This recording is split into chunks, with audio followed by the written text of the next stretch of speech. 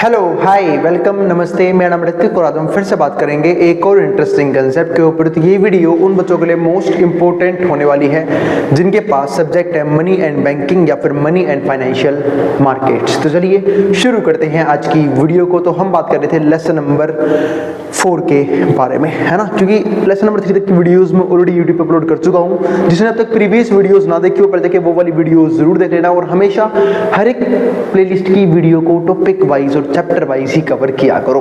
तो आज से हम शुरुआत कर रहे हैं लेसन नंबर 4 की, यानी कि हमारा आधा सिलेबस ऑलरेडी कवर हो चुका है, बस आधा सिलेबस और बाकी है। क्योंकि 6 चैप्टर हैं, 3 लेसन ऑलरेडी कवर कर चुका हूँ, 3 लेसन और बाकी है। और आज से बात करेंगे लेसन नंबर 4 जिसका नाम क्या है, डिटर्मिनेशन ऑफ इंटरेस्ट रेट, यानी कि कैपिटल मार्केट के अंदर हम इंटरेस्ट रेट को कैसे डिटरमाइन करते हैं वो हम समझने वाले हैं, ठीक है। और इस कंप्लीट सीरीज के नोट्स भी ऑलरेडी प्रिपेयर हो चुके हैं with important question answer PDF. जिन बच्चों को नोट्स परचेज करनी है वो इस नंबर पे जाए 9667836333 पे व्हाट्सएप करके नोट्स भी ले सकते हैं।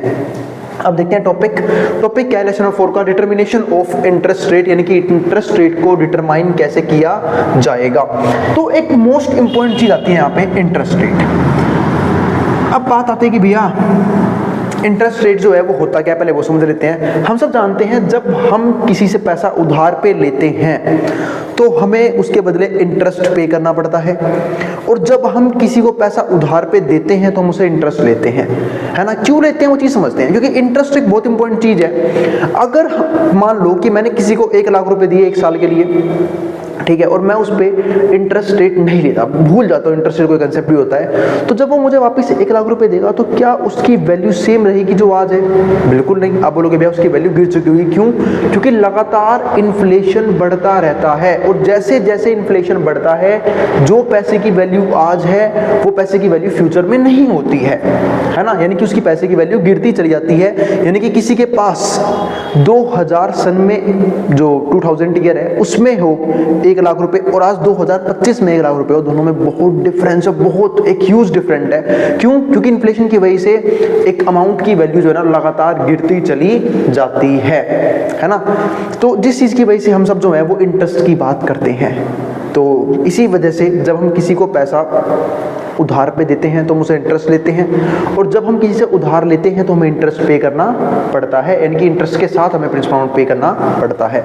इसके अलावा अदर फैक्टर्स भी हैं जिसकी वजह से इंटरेस्ट जो है कहीं ना कहीं डिटरमाइन किया जाता है। फॉर एग्जांपल अगर मैं आपको और चीज समझाऊं तो जैसे कि रिस्क रहता है, जब हम किसी को पैसा उधार पे देते हैं क्या पता वो चुकाएगा या नहीं चुकाएगा, तो एक रिस्क के अकॉर्डिंग भी हम इंटरेस्ट रेट देखते हैं। अगर हमें पता है कि वो पर्सन जो है वो बहुत लॉयल है, वो अपना पैसा चुका देगा टाइम पे, तो इसका मतलब है कि हम इंटरेस्ट रेट को थोड़ा सा लो रखते हैं। और कई बार तो ऐसा होता है कि फ्रेंड या रिलेटिव में हम उसे विदाउट इंटरेस्ट के पैसा दे भी देते हैं। लेकिन जब हमें लगता है कि कहीं पे हमारा पैसा बहुत रिस्क के अंदर है तो हम उसे एक हाई इंटरेस्ट चार्ज करते हैं बहुत ज्यादा, और बैंक्स भी कुछ इसी प्रकार से काम करती है।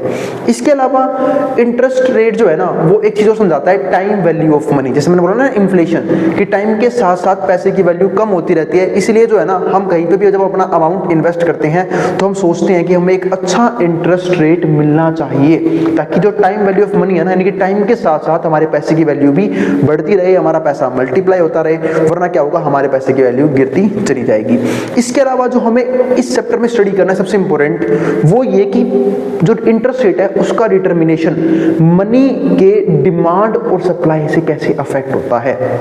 क्योंकि हम सब जानते हैं, हम जब बात कर रहे हैं कैपिटल मार्केट की, तो हम यहाँ पे कैपिटल की जब बात करते हैं तो एक पर्सन कौन होता है जो कैपिटल प्रोवाइड करता है, एक पर्सन वो होता है जो उस कैपिटल को उधार पे लेता है या फिर उस कैपिटल को यूज करता है अपने बिजनेस को एक्सपेंड करने के लिए। तो कैपिटल की डिमांड और सप्लाई के अकॉर्डिंग भी इंटरेस्ट रेट डिटरमाइन किया जाता है। अब सपोज करते हैं मार्केट में इतना कैपिटल है नहीं, मार्केट में इतना पैसा नहीं है, कैश फ्लो नहीं है, लेकिन कैपिटल की डिमांड बहुत ज्यादा है, तो ऐसे में होगा क्या, एक जो लैंडर है ना उसके पास मौका जाता है, वो अपने कैपिटल को उस पर्सन को देगा या फिर उस कंपनी को देगा जो उसे अच्छा इंटरेस्ट रेट पे कर रही है। जैसे सपोज करते हैं मेरे पास 1 लाख रुपए हैं, लेकिन उसे लेने वाले मान लेते 10 लोग आ गए कि भाई मुझे दे दो, मुझे भी चाहिए, मुझे भी जरूरत है, मुझे भी जरूरत है, तो मैं उस पर्सन को दूंगा जो उसके बदले मुझे एक अच्छा इंटरेस्ट रेट पे करेगा, ताकि मैं अपने पैसे को जल्दी से जल्दी मल्टीप्लाई कर पाऊं। यानी कि जिसको हम बात करते हैं ना बार्गेनिंग पावर, तो ऐसे केसेस में बार्गेनिंग पावर किसके पास होती है? लैंडर के पास, जो पैसे को उधार पे लगा रहा है। लेकिन सपोज करते हैं कि मार्केट में कैपिटल बहुत है, कैपिटल उधार पे देने वाले क्या हैं? बहुत ज्यादा हैं, लेकिन उधार पे लेने वाले लोग बहुत कम है। तो ऐसे केस में जो इंटरेस्ट रेट है उसकी वैल्यू होती है, कम हो जाती है। क्यों? क्योंकि ऐसे में जो बोरोवर्स होते हैं ना, उनके पास बार्गेनिंग पावर शिफ्ट हो जाती है। वो अपना पैसा उन लोगों से लेंगे, यानी कि उस पर्सन से लेंगे जो उसे कम इंटरेस्ट पे देगा, ठीक है, ताकि उसके लिए जो कॉस्ट ऑफ बोरोइंग है ना वो उतनी ज्यादा ना आए और वो इजीली उस पैसे पे रिस्क ले पाए। ठीक है, तो इस तरीके से कहीं ना कहीं हम जो है ना डिफरेंट सिनेरियो के अंदर इंटरेस्ट रेट को डिटरमाइन करते हैं, जिसमें से मोस्ट इंपॉर्टेंट फैक्टर ये है कि मनी की डिमांड और मनी की सप्लाई, यानी कि कैपिटल की डिमांड और कैपिटल की सप्लाई। इन सब चीजों को हम डिस्कस करेंगे इस कंप्लीट चैप्टर के अंदर। तो मैंने एक तरह से आप लोगों को इंट्रोडक्शन दिया है कि क्यों इंटरेस्ट रेट इतना इंपॉर्टेंट फैक्टर होता है और जो कैपिटल मार्केट है वहां पे कहीं ना कहीं इंटरेस्ट रेट किस तरीके से काम करता है, वो सब हम समझने वाले हैं। सबसे पहले समझते हैं इस कंप्लीट चैप्टर के लर्निंग ऑब्जेक्टिव्स को, कि लर्निंग ऑब्जेक्टिव्स कौन कौन से रहने वाले हैं। तो लर्निंग ऑब्जेक्टिव देखते हैं। पहला हमारे पास यहाँ पे क्या आता है? Explain the classical theory of interest, rate of interest. तो हमें क्लासिकल थ्योरी समझनी पड़ेगी रेट ऑफ इंटरेस्ट की। एक तरह से मैंने आपको अभी भी रेट ऑफ इंटरेस्ट एक्सप्लेन किया है कि रेट ऑफ इंटरेस्ट जनरली हम जो है ना कुछ फैक्टर्स की वजह से ही चार्ज करते हैं, जिसमें से एक मोस्ट इंपॉर्टेंट फैक्टर है इन्फ्लेशन या फिर टाइम वैल्यू ऑफ मनी। इसके बाद दूसरा पॉइंट क्या आता है? Understand the loanable funds theory of rate interest. ठीक है, हमें लोनेबल फंड्स की थ्योरी देखनी पड़ेगी रेट ऑफ इंटरेस्ट, यानी कि एक तरह से आप ये भी कह सकते हो कि लोन के अकॉर्डिंग हम कैसे रेट ऑफ इंटरेस्ट को डिटरमाइन करते हैं। इसके बाद हमारे पास तीसरा पॉइंट क्या आता है? Explain the liquidity preference theory of rate of interest. हमें लिक्विडिटी प्रेफरेंस थ्योरी पढ़नी पड़ेगी रेट ऑफ इंटरेस्ट की। जिसको लिक्विडिटी का मतलब नहीं पता, बता देता हूं कि भाई जिस पैसे को हम जितनी जल्दी कैश में कन्वर्ट कर सकते हैं उसको हम बोलते हैं वो लिक्विड एसेट है। आपने देखा होगा, लेकिन थोड़ा सा कंसेप्ट यहाँ पे उल्टा होता है बैंक की तरफ से। जब कोई एसेट जितना ही ज्यादा लिक्विड होता है वहां पे रेट ऑफ इंटरेस्ट तो नहीं कम होते हैं, जनरली ये देखा गया है। जैसे फॉर एग्जांपल जब हम अपना पैसा बैंक में सेविंग अकाउंट में रखते हैं तो वहां पे हमें बिल्कुल लो रेट ऑफ इंटरेस्ट मिलता है। क्यों? क्योंकि हम उस पैसे को जब मर्जी डिमांड कर सकते हैं, बैंक को पैसे में पे करने पड़ेंगे, यानी कि वो पैसा जब मर्जी निकाल सकते हैं। एक तरह से हम उसको ये भी बोलते हैं डिमांड डिपॉजिट। लेकिन एक होता है एफडी। एफडी में ज्यादा इंटरेस्ट क्यों मिलता है? क्योंकि वहां पे हम अपने पैसे को एक फिक्स्ड टाइम पीरियड तक, एक फिक्स्ड लॉक इन पीरियड के लिए इन्वेस्ट कर देते हैं। ठीक है, तो वो चीज ध्यान रखना। तो हमें यहाँ पे लिक्विडिटी प्रेफरेंस थ्योरी भी पढ़नी पड़ेगी रेट ऑफ इंटरेस्ट कंसेप्ट के लिए। इसके बाद फोर्थ पॉइंट क्या आता है? Know the reasons for differences in interest rate. हमें रीजन समझने पड़ेंगे कि क्यों इंटरेस्ट रेट में इतने डिफरेंसेस होते हैं अक्रॉस वेरियस एसेट, यानी कि अलग अलग एसेट में इंटरेस्ट रेट इतना कम और इतना ज्यादा क्यों मिलता है, वो सब हम समझने वाले हैं, है ना। क्योंकि अब अगर आप सेविंग अकाउंट में देखो तो 2-3% मिलता है, और कई बार हम ऐसे स्टॉक्स देख लेते हैं जो दिन में 5-6% का रिटर्न देके चले जाते हैं। तो इतना ह्यूज डिफरेंस क्यों है, वो सब हम स्टडी करेंगे। इसके बाद हमारे पास फिफ्थ पॉइंट क्या आता है? Gain knowledge about the sources of interest rate risk. हमें यहाँ पे सोर्सेज समझने पड़ेंगे कि इंटरेस्ट रेट रिस्क होता क्या है। अब हम इसका कंप्लीट जो है ना नॉलेज लेंगे। तो ये 5 हमारे क्या बनते हैं? लर्निंग ऑब्जेक्टिव इस चैप्टर के। अब पढ़ते हैं इस चैप्टर का इंट्रोडक्शन। तो इंट्रोडक्शन स्टडी करते हैं। तो बाकी तो मैं आप लोगों को मेन चीज समझा ही चुका हूं। तो interest rate holds the key to supply and demand for money. तो इंटरेस्ट रेट इस हिसाब से बात करता है कि जो मनी है उसकी सप्लाई और डिमांड कितनी है। अगर मनी की डिमांड बहुत ज्यादा है तो लगातार इंटरेस्ट रेट ऊपर जाने शुरू कर देते हैं, क्योंकि जो हमारे पास लैंडर्स होते हैं उन्हें पता होता है कि मनी की डिमांड मार्केट में बहुत ज़्यादा है, तो वो ऐसे पर्सन्स को अपना पैसा देते हैं जो उन्हें एक हायर इंटरेस्ट रेट पे कर पाए। तो वो भी मैंने आपको एग्जांपल दिया भी था। तो इंटरेस्ट रेट जो है ना वो बहुत, जैसे कि अलग अलग फैक्टर के अंदर जब हम डिमांड और सप्लाई की बात करते हैं तो वो प्राइस को डिटरमाइन करता है। लेकिन जब हम बात करते हैं कैपिटल की, तो जब कैपिटल की डिमांड और सप्लाई की बात आती है तो दोनों मिलकर क्या करते हैं? रेट ऑफ इंटरेस्ट को डिटरमाइन करते हैं। और जहां पे कैपिटल की डिमांड यानी कि मनी की डिमांड और मनी की सप्लाई इक्वल होती है वो होता है हमारा equilibrium rate of interest. It is the key instrument, ये बहुत ही की इंस्ट्रूमेंट है ऑफ मॉनेटरी पॉलिसी की। जिनको नहीं पता बता देता हूँ, मॉनेटरी पॉलिसी जो है ना उसे आरबीआई कंट्रोल करती है। 2 तरह की पॉलिसी जो है गवर्नमेंट यूज करती आई है इकोनॉमी को ठीक करने के लिए, एक फिजिकल पॉलिसी, एक मॉनेटरी पॉलिसी। बाकी अदर पॉलिसीज भी हैं, पर ये 2 पॉलिसी बहुत अच्छे तरीके से यूज की जाती है, मतलब एक बड़े लेवल पे यूज की जाती है। तो जब हम बात करते हैं मॉनेटरी पॉलिसी की, तो मॉनेटरी पॉलिसी के अंदर जो गवर्नमेंट है या फिर जो आरबीआई है वो रेट ऑफ इंटरेस्ट को चेंज करके करके मनी सप्लाई को चेंज करने की कोशिश करती है। अगर आरबीआई को ये लगता है कि मनी सप्लाई बहुत ज़्यादा है, यानी कि लोगों का पैसा बहुत ज़्यादा आ रहा है, जिसकी वजह से एग्रीगेट डिमांड लगातार बढ़ रही है, जिसकी वजह से इन्फ्लेशन लगातार बढ़ रहा है, तो गवर्नमेंट करती क्या है, रेट ऑफ इंटरेस्ट बढ़ा देती है। आरबीआई रेट ऑफ इंटरेस्ट को बढ़ा देती है, जिससे होता क्या है कि लोगों के लिए उधार लेना महंगा पड़ता है, लोग उधार लेना बंद कर देते हैं, और जिस रीजन की वजह से मनी सप्लाई में कमी आती है और एग्रीगेट डिमांड भी वापस ठीक हो जाता है और इन्फ्लेशन भी कंट्रोल में आ जाता है। एक होता है इसका उल्टा सिनेरियो, अगर गवर्नमेंट को ये लगता है कि भाई लोग ज़्यादा पैसा खर्च नहीं कर रहे हैं या फिर मनी सप्लाई की कमी है लोगों के पास, तो गवर्नमेंट क्या करती है, रेट ऑफ इंटरेस्ट को कम कर लेती है। और जैसे ही गवर्नमेंट या फिर आरबीआई रेट ऑफ इंटरेस्ट को कम करती है तो होता क्या है, मनी सप्लाई बढ़ जाती है, लोन लेना सस्ता पड़ता है, लोन लोग ज़्यादा लेते हैं, एग्रीगेट डिमांड बढ़ जाती है, एग्रीगेट डिमांड बढ़ने की वजह से ठीक है कहीं ना कहीं इकोनॉमी वापस स्टेबल हो जाती है। यानी कि मैं कह सकता हूं कि इकोनॉमी को स्टेबल रखने के लिए, स्टेबलाइज करने के लिए गवर्नमेंट जो है इस मॉनेटरी पॉलिसी के अकॉर्डिंग इंटरेस्ट रेट को चेंज करती रहती है। प्राइवेट लैंडर्स हो सकते हैं, banks and other financial institutions charge interest to lend money. तो जो ये प्राइवेट लैंडर्स कौन होते हैं, जो भी हमारे आसपास लोग होते हैं, बहुत सारे अपने देखे होंगे, साहूकार वगैरह, या फिर पुराने ज़माने में जो मनी लैंडर्स होते थे, या फिर जो बड़े फार्मर्स होते थे, बड़े जमींदार होते थे, वो सब छोटे मोटे किसानों को क्या करते थे, बहुत ज़्यादा एक्सप्लॉइट करते थे अपने लैंडिंग के जरिए। तो लैंडर्स हो गए, बैंक्स हो गई, अदर फाइनेंशियल इंस्टीट्यूशंस हो गई, चार्ज इंटरेस्ट, वो इंटरेस्ट चार्ज करती हैं टू लैंड मनी, ताकि पैसे को लैंड किया जा सके। वाइल द बोरोवर्स पे द इंटरेस्ट, लेकिन जो बोरोवर्स होते हैं वो इंटरेस्ट को पे करते हैं टू गेट द सेम, ताकि सेम रिटर्न्स मिल, to get the same. Interest rate is the prime determinant of investment in the economy. जो इंटरेस्ट रेट है वो एक प्राइम डिटरमिनेंट होता है इन्वेस्टमेंट का, क्योंकि हम सब, अगर हम इंडिविजुअल इन्वेस्टर की जब भी बात करते हैं तो हम सब भी ये सोच के इन्वेस्टमेंट करते हैं कि हमें कितना अच्छा रिटर्न मिलने वाला है उस इन्वेस्टमेंट से, यानी कितने अच्छा हमारा आरओआई रहने वाला है, ठीक है, वो सब देखने के बाद ही हम इन्वेस्टमेंट करते हैं। तो हम कह सकते हैं कि जो इंटरेस्ट रेट है वो एक प्राइम डिटरमिनेंट है इन्वेस्टमेंट का इन the economy and hence holds importance in determining the rate of economic growth. और कहीं ना कहीं इसी के जरिए जो है ना हम इकोनॉमिक ग्रोथ की रेट को भी डिटरमाइन कर सकते हैं। This way interest rate happens to be one of the most important topics. इसलिए इंटरेस्ट रेट जो है ना वो एक मोस्ट इंपॉर्टेंट टॉपिक हो जाता है मैक्रो इकोनॉमिक्स में स्टडी करने के लिए। अब समझते हैं अगला पॉइंट। अगला पॉइंट क्या है, the classical theory of interest rate. हमें समझना है क्लासिकल थ्योरी क्या है इंटरेस्ट रेट की। Main proponents of classical theory of interest rate include Ricardo, ठीक है, यानी कि ये सारे वो इकोनॉमिस्ट हैं या फिर फाइनेंशियर्स हैं जिन्होंने इस थ्योरी को दी थी। मार्शल हो गए, इनको आपने पहले ही पढ़ा होगा, Walras and Pigou. The theory is called capital theory, इसको हम कैपिटल थ्योरी भी बोलते हैं, और सेविंग इन्वेस्टमेंट थ्योरी और सेविंग इन्वेस्टमेंट थ्योरी बोलते हैं, क्योंकि हम सब जानते हैं इकोनॉमी के अंदर कुछ ही एजेंट्स हैं। प्रोड्यूसर जिनका काम है प्रोडक्शन करना, कंज्यूमर कंजप्शन करना, फिर लोग इनकम भी जनरेट करते हैं, उस इनकम का पार्ट कंज्यूम भी करते हैं, सेव भी करते हैं, और सेविंग को लोग जो है ना वो मल्टीप्लाई करने की कोशिश करते हैं अलग अलग एसेट्स के अंदर अपने पैसे को इन्वेस्ट करके।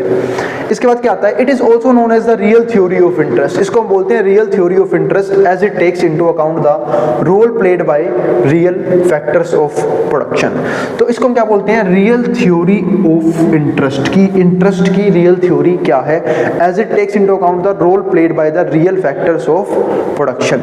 कि रियल फैक्टर्स ऑफ प्रोडक्शन क्या होते हैं, such as capital whose productivity is crucial to determine the rate of interest. क्योंकि हम सब जानते हैं कि फैक्टर्स ऑफ प्रोडक्शन में कैपिटल की अपने आप में एक बहुत बड़ी इंपॉर्टेंस है, क्योंकि यहाँ पे वही चीज लिखी हुई है कि इंटरेस्ट रेट जो है ना वो कहीं ना कहीं कैपिटल की डिमांड और सप्लाई के अकॉर्डिंग भी अफेक्ट होती है, और capital one of the major factor of production में आता है, क्योंकि फैक्टर ऑफ प्रोडक्शन में 4 मेन आते हैं, ठीक है, लैंड, लेबर, कैपिटल, एंटरप्रेन्योरशिप। और कैपिटल इतना इंपॉर्टेंट क्यों है, क्योंकि बाकी तीनों को बाय करने के लिए हमें पैसे की जरूरत पड़ेगी। जैसे सपोज करो लैंड चाहिए, लैंड के बदले रेंट पे करना है, कैपिटल से पे करेंगे, ठीक है, लेबर रखने हैं, लेबर के बदले हम जो वेजेस देंगे वो भी कहां से आएगा, कैपिटल से आएगा। यानी कि कहीं ना कहीं कैपिटल हमारी, यानी कि पैसा हमारी ज्यादातर प्रॉब्लम को सोल्व कर देता है, बट वो इन्वेस्टमेंट की डिमांड है ना उस पर डिपेंड करता है कि उसका इंटरेस्ट रेट कैसा रहने वाला है। इसके बाद क्या आता है, अंजप्शंस ऑफ क्लासिकल थ्योरी। कौन कौन सी अंजप्शंस हैं क्लासिकल थ्योरी की? पहला, this is perfect competition in the market for capital. ये परफेक्ट कंपटीशन में रहेगा इन द मार्केट फॉर कैपिटल। देखो परफेक्ट कंपटीशन का मतलब यहाँ पे क्या है, आप लोगों ने एक फॉर्म ऑफ मार्केट पढ़ी होगी परफेक्ट कंपटीशन, जहाँ पे क्या बोलते थे हम कि लार्ज नंबर ऑफ बायर्स हैं और लार्ज नंबर ऑफ सेलर्स हैं। अब इस बात का मतलब ये होता है कि यहाँ पे जो है ना कैपिटल प्रोवाइडर भी बहुत ज्यादा है, कैपिटल देने वाले ही बहुत से लोग हैं, यानी कि लेंडर्स बहुत सारे लोग हैं, और जो बोरोवर हैं वही बहुत सारे हैं। तो वही चीज यहाँ पे आती है, this implies that there are large number of buyers. यहाँ पे बहुत सारे आपको बायर्स भी नजर आएंगे एंड सेलर्स भी नजर आएंगे of capital, and capital is perfectly mobile in the market. और जो कैपिटल है वो परफेक्टली मोबाइल है इन द मार्केट, यानी कि हम उस कैपिटल को इजीली मूव करवा पा रहे हैं। Everybody in market also aware the cost of capital. और सबके सब जो पर्सन है ना वो कॉस्ट ऑफ कैपिटल को लेके क्या है, अवेयर हैं कि क्या कॉस्ट ऑफ कैपिटल रहने वाली है। इसके बाद दूसरा पॉइंट हमारे पास क्या आता है, money is demanded for transaction purpose only. ध्यान रखना, जो मनी है उसको हम डिमांड करेंगे सिर्फ और सिर्फ ट्रांजैक्शन पर्पस के लिए, यानी कि मनी की डिमांड किस लिए होती है, ताकि इकोनॉमी जो है वो चलती रहे। क्योंकि हम सब जानते हैं एक चीज होती है जिसको हम क्या बोलते हैं, सर्कुलर फ्लो ऑफ मनी, कि मनी जो है ना हमेशा घूमती रहती है इकोनॉमी के अंदर। क्यों घूमती रहती है?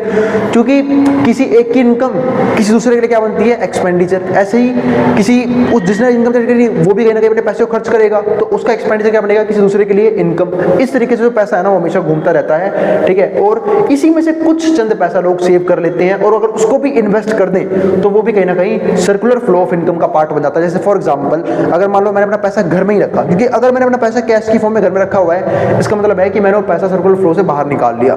लेकिन मैं अगर उसे बैंक में इन्वेस्ट कर देता हूं या फिर स्टॉक मार्केट में इन्वेस्ट कर देता हूं, तो वो कहीं ना कहीं इकोनॉमी के अंदर इन्वेस्ट हो चुका होता है। तो वही चीज यहां पे है। इसके बाद तीसरा पॉइंट क्या आता है, money is neutral. Money neutral है, ठीक है। This means that change in supply of money will affect price level.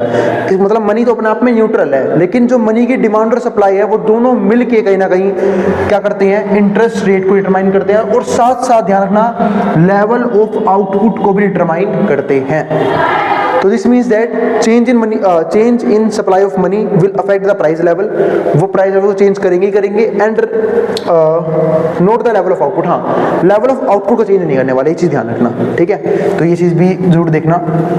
इसके बाद क्या आता है हमारे पास यहाँ पे, फोर्थ पॉइंट क्या है, देयर इज फुल एम्प्लॉयमेंट। हम यहाँ पे मान के चल रहे हैं कि हमारी कंट्री के अंदर क्या है, फुल एम्प्लॉयमेंट है। एक मिनट वेट करना, फिर देखते हैं कंसेप्ट।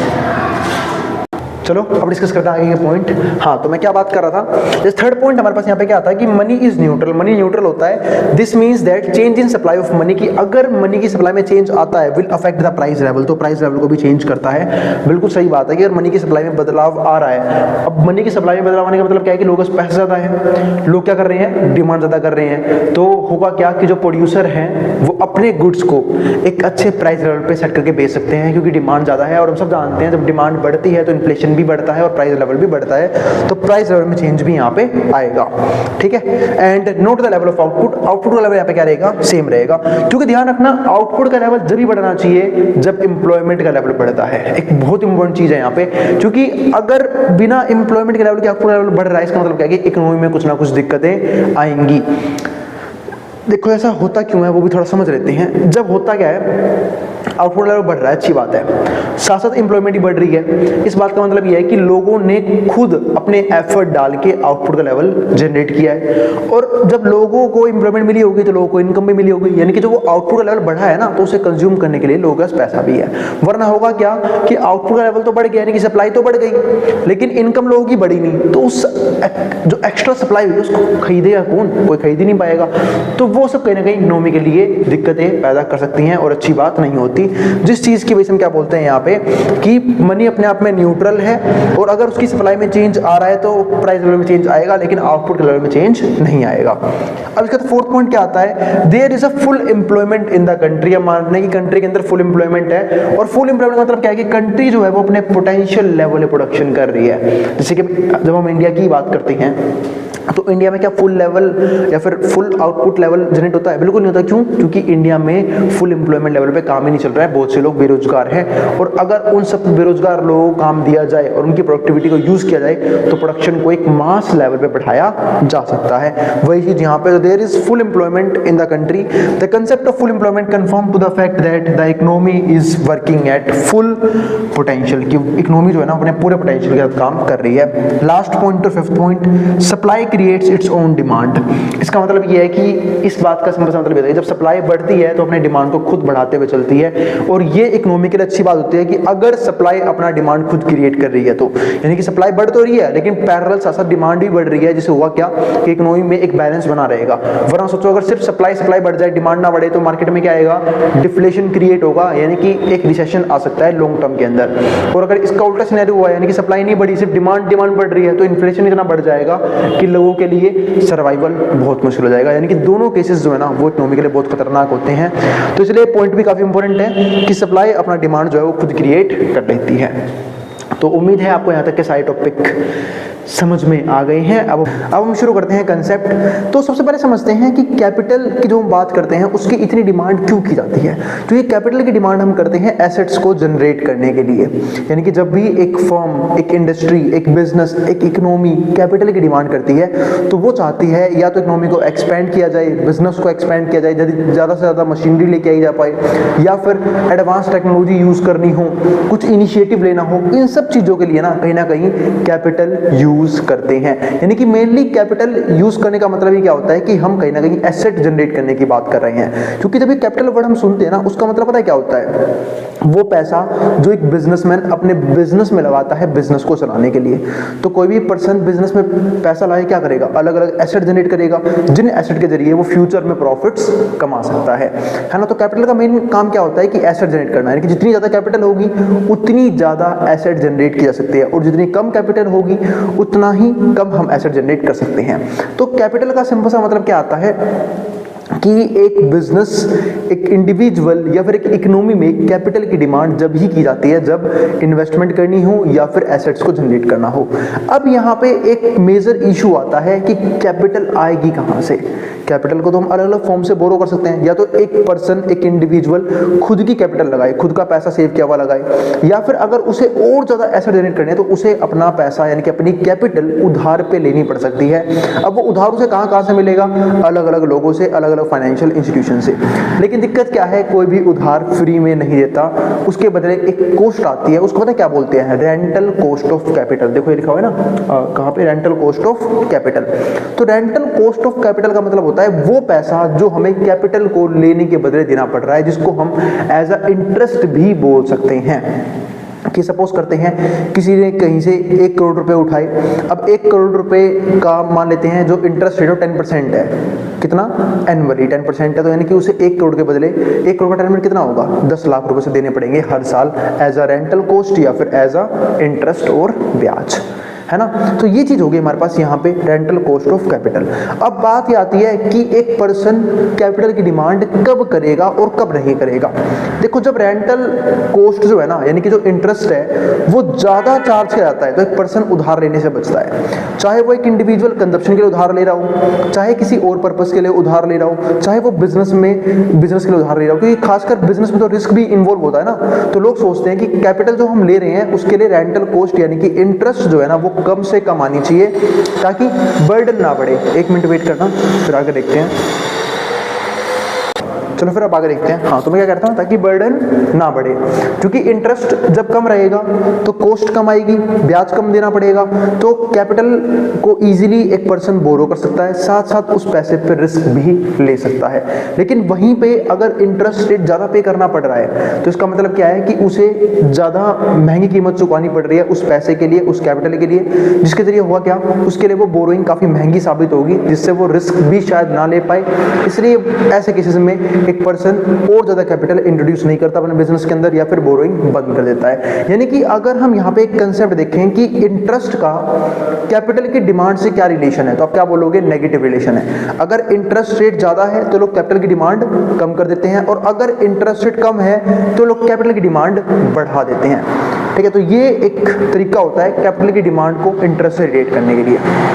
अब समझते हैं सप्लाई का कैपिटल से, सप्लाई का रेट ऑफ इंटरेस्ट से क्या रिलेशन है। यानी कि जब एक पर्सन अपनी कैपिटल को, अपने पैसे को सप्लाई कर रहा होता है, यानी कि लोगों को दे रहा होता है ताकि वो अलग अलग पर्पस के लिए उसके कैपिटल को यूज कर पाए। फॉर एग्जांपल किसी को कंजप्शन के लिए यूज करना है, किसी को बिजनेस पर्पस के लिए यूज करना है, किसी को प्रॉपर्टी के लिए यूज करना है, तो वो यूज कर सकता है, लेकिन उस कैपिटल की बोरोइंग पे उसे पैसा देना पड़ेगा। जैसे फॉर एग्जांपल अगर मान लो मैं लेंडर हूं, मैं किसी को पैसा उधार पे दे रहा हूं, तो भाई मैं करूंगा कहीं ना कहीं सप्लाई कर रहा हूं एक तरह से।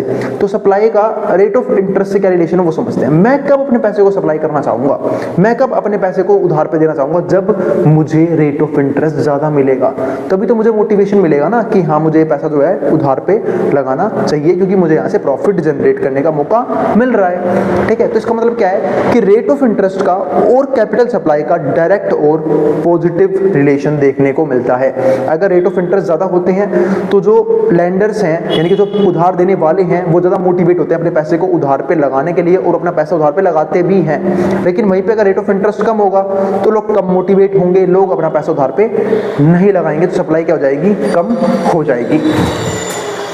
वैसे मैंने आपको टॉपिक तो समझा दिया, अब थोड़ी सी इसको थ्योरेटिकली पढ़ लेते हैं और ग्राफ को समझ लेते हैं इसके। तो यहीं पे देखो, people demand capital to create asset. तो पीपल जो है ना वो एसेट को क्रिएट करने के लिए कैपिटल की डिमांड करते हैं। अगर लोग एसेट क्रिएट ना करना चाहें तो लोग कैपिटल की डिमांड भी जनरली नहीं करते। हाँ, कंजप्शन पर्पस के लिए बहुत से केसेस में करते हैं, बट मैं यहाँ पे बिजनेस के लिए बात कर रहा हूँ, क्योंकि कैपिटल वर्ड जो है ना वो बिजनेस के लिए यूज किया जाता है। ठीक है, तो हम यहाँ पे बिजनेस के उधार की बात करें तो लोग जो है ना बिजनेस के अंदर एसेट्स को बनाने के लिए कैपिटल की डिमांड करते हैं। To create asset one must invest, मतलब अगर एसेट क्रिएट करना है तो इस पर्सन को इन्वेस्टमेंट करनी पड़ती है। So as per the classical economist demand for capital can be represented by investment, यानी कि कैपिटल की डिमांड इन्वेस्टमेंट पे डिपेंड करती है। अगर एक पर्सन ज्यादा इन्वेस्टमेंट करना चाहता है तो कैपिटल की डिमांड भी ज्यादा करता है, कम इन्वेस्टमेंट करना चाहता है तो कैपिटल की डिमांड भी कम कर देता है। Being made in the market. अब यहां से क्वेश्चन आता है, what are the determinants of investment. इस बात का मतलब ऐसा है कि ऐसे कौन कौन से फैक्टर्स हैं जो इन्वेस्टमेंट को अफेक्ट करता है, जिसमें से सबसे इंपॉर्टेंट क्या है, रेट ऑफ इंटरेस्ट। क्योंकि रेट ऑफ इंटरेस्ट के अकॉर्डिंग हम कैपिटल को इन्वेस्ट करते हैं, और कैपिटल का इन्वेस्टमेंट में एक बहुत बड़ा रोल है, क्योंकि हम इन्वेस्टमेंट करते ही हैं कैपिटल को बढ़ाने के लिए, जो भी हमने कैपिटल लगा रखा है बिजनेस में उसको एक्सपेंड करने के लिए, और रेट ऑफ इंटरेस्ट उसे बहुत बड़े लेवल पे अफेक्ट करता है। उसी की बात करते हैं। तो classical said that investment demand depends on productivity of capital. एक तो इन्वेस्टमेंट की जो डिमांड है वो डिपेंड करती है प्रोडक्टिविटी ऑफ कैपिटल पे। इस बात का मतलब ये है कि एक पर्सन इन्वेस्टमेंट कब करना चाहेगा किसी बिजनेस के अंदर, जब उसे लगे कि हाँ मुझे प्रॉफिट मिल रहा है, मुझे उस इन्वेस्टमेंट से बेनिफिट मिल रहे हैं, यानी कि वो जो कैपिटल मैंने उस पर्टिकुलर बिजनेस के अंदर लगाई है उससे मुझे प्रोडक्टिविटी मिल रही है, तभी वो पर्सन कैपिटल को इन्वेस्ट करेगा। दूसरा, कॉस्ट ऑफ कैपिटल कितनी है। तो यहाँ पे क्या आता है इंपॉर्टेंट एक और चीज, कॉस्ट ऑफ कैपिटल, कि भाई जो कैपिटल है उसके लिए मुझे कॉस्ट कितनी चुकानी पड़ रही है रेट ऑफ इंटरेस्ट के नाम पे, मुझे कितना ब्याज देना पड़ रहा है अगर मैं उस कैपिटल को मार्केट से उठाता हूं तो। इसके बाद रिटर्न्स ऑन इन्वेस्टमेंट पे रिटर्न्स कितनी है, पता लगे इंटरेस्ट ज्यादा देना पड़ रहा है कैपिटल पे और जो रिटर्न्स है वो कम है। ऐसे किसी में क्या कोई अच्छा प्रोड्यूसर या अच्छा इन्वेस्टर अपने पैसों को इन्वेस्ट करेगा? वो बोलेगा बिल्कुल इन्वेस्ट नहीं करेगा। क्यों? क्योंकि सपोज करो, मैं एग्जांपल देता हूं, मान लेते हैं भाई मैंने मार्केट से पैसा उठाया, मुझे उस पे कितना मिल रहा है, मुझे देना पड़ रहा है 6% ब्याज, लेकिन जो मैं प्रॉफिट जनरेट कर रहा हूं उस कैपिटल की वजह से वो कर रहा हूं 20%, तो मेरे लिए बहुत अच्छी बात है। अगर मैं 10% भी कर पा रहा हूं ना प्रॉफिट जनरेट, तभी मेरे लिए अच्छी बात है। लेकिन सपोज करो मेरे को ब्याज देना पड़ रहा है 10%, ठीक है, और मैं कमा कितना रहा हूं, और जो ROI है रिटर्न ऑन इन्वेस्टमेंट वो कितनी है 5%, तो क्या फायदा है इस इन्वेस्टमेंट का जो मेरे इंटरेस्ट को भी कवर नहीं कर पा रही। तो वही चीज यहां पे है। तो productivity of capital is subject to the law of diminishing returns. अब जो प्रोडक्टिविटी ऑफ कैपिटल है वो एक सब्जेक्ट है इसका लॉ ऑफ डिमिनिशिंग रिटर्न। अब जिनको नहीं पता बता देता हूं, जब लोगों ने प्रोडक्शन फंक्शन पढ़ा होगा वहां पर आपने एक टॉपिक पढ़ा होगा लॉ ऑफ डिमिनिशिंग रिटर्न। इस बात का मतलब ये होता है कि जब हम बिजनेस को इनिशियल लेवल पे स्टार्ट करते हैं तो जैसे जैसे हम अपनी कैपिटल को बढ़ाते हैं या फिर लेबर को बढ़ाते हैं तो जो हमारा आउटपुट है वो इंक्रीजिंग रेट से बढ़ता है, ठीक है, फिर कांस्टेंट रेट से बढ़ता है, ठीक है, और फिर डिक्रीजिंग रेट, और फिर एकदम से होता है फॉल करना शुरू कर देता है। मतलब पहले इंक्रीजिंग रेट से बढ़ेगा, फिर डिक्रीजिंग रेट से, एंड देन फॉल करना शुरू कर देगा। ये एक चीज होती है बिजनेस के अंदर, इसी को बोलते हैं लॉ ऑफ डिमिनिशिंग रिटर्न्स।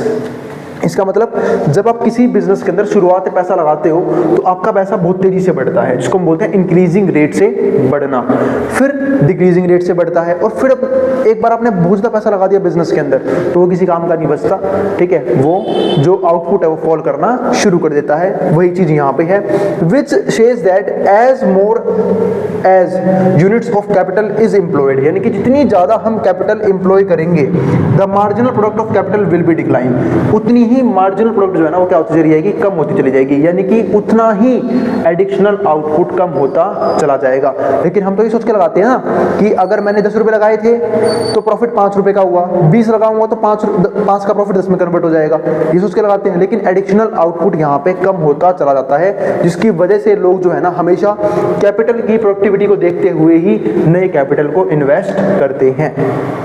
इसके बाद अगला पॉइंट क्या आता है, रेंटल कॉस्ट ऑफ कैपिटल। अब समझते हैं rental cost of capital, interpreted as the rate of interest on borrowed capital. तो इसको हम ये बोलते हैं कि भाई एक तरह से अगर हमने बोरोइंग की है, हमने कोई भी बोरोड कैपिटल लिया है, उस पर रेट ऑफ इंटरेस्ट कितना पे करना पड़ रहा है और फंड पे। If rental cost of capital increases, अगर रेंटल कॉस्ट जो है ना कैपिटल की बढ़ रही है, demand for investment will obviously fall, तो जो इन्वेस्टमेंट की डिमांड है फॉल कर जाएगी। क्यों? क्योंकि रेट ऑफ इंटरेस्ट अगर ज़्यादा चार्ज किया जाएगा तो एक पर्सन लोन लेना या फिर उधार लेना कम प्रेफर करता है। ऐसे केसेस में लोग जो हैं वो इन्वेस्टमेंट करना बंद कर देते हैं या फिर कम कर देते हैं। अदर थिंग्स रिमेनिंग सेम, यहाँ पे हम बाकी जो कॉन्स्टेंट मार रहे हैं, हम यहाँ पे सिर्फ एक रिलेशनशिप बिल्ड करने की कोशिश कर रहे हैं इंटरेस्ट रेट के बीच में और इन्वेस्टमेंट के बीच में।